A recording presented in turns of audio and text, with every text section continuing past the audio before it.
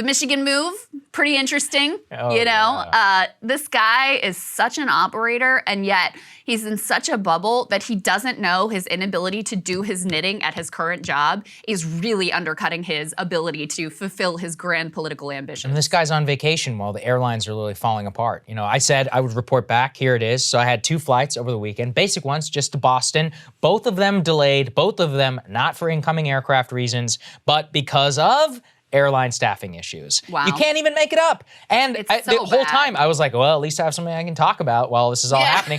And then at the same Silver thing lining. happened, I was asking around, and the people, there's major ground delays at the airports themselves. Again, the airlines are blaming air traffic control. They're like, no, it's not an air traffic control problem. We don't have enough staff in order to move stuff around. Or another person that I knew had said they just gotten off a connecting flight where they pulled into the gate, and then they didn't have enough ground staff to move the whatever the connector thing is to the so they were stuck sitting there for an hour waiting for this door in order to move. The jet bridge or whatever they Jet call bridge, it. that's what it is. Waiting an hour for the jet bridge. Oh my this is God. what they my say. God, By the way, that's this so is terrible. Boston Logan Airport. Probably what top 5 countries in the entire top 5 airports in the whole country. What's happening in like Omaha or like connecting areas? They're screwed. No wonder there's getting so many cancellations. Unless you're flying on a major route, at least there you can probably cancel or you can probably bet on some delays. But if you're flying in a mid-market city, I mean, you're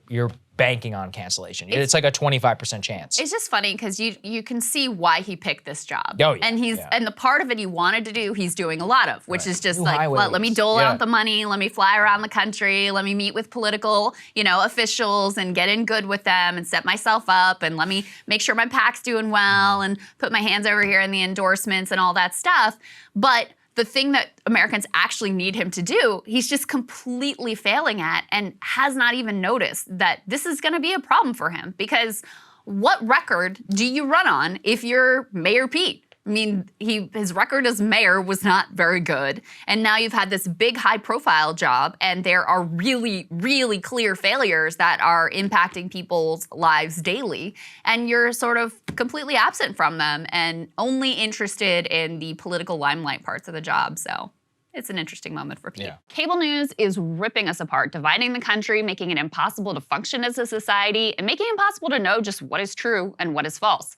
But the good news is they are failing and they know it. That is why we're building something new, a new mainstream, a healthier one, something more trustworthy, something that we are going to need in one of the most pivotal times in American history. We are building up here for the midterms, for the upcoming presidential election, but we need your help. So if you can help us out by becoming a premium member today at breakingpoints.com, we're trying to change America for the better and the entire world. So what are you waiting for, guys? Go to breakingpoints.com and sign up and help us build a new mainstream.